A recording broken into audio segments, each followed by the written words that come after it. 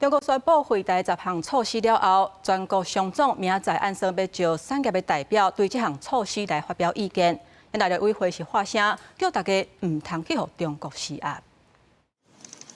电视会了后，中国宣布回台10项做法，伫坚持叫你强势针对 AN 开放农渔产品输入。不过，像往来正做台湾水果外销的供应，伫110年互中国禁运了后，就甲外销市场转往日本、加拿大、南韩这国家，得到真好的成绩。农粮署也表明，往来产地继续稳定成长，比中国禁运之前也较好。114年都已经到29.08元，所以这样子来讲的话，是一年的比一年凤梨的产地价格都还要来得高啊。我们也不会排除任何一个可以外销的市场，但是就是说，我们都要知道，就是说，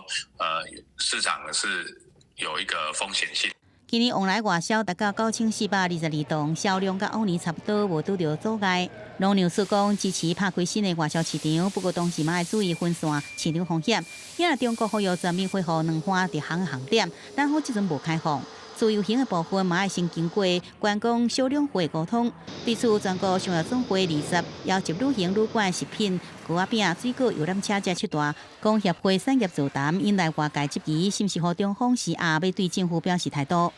回归到市场的这个自由机制，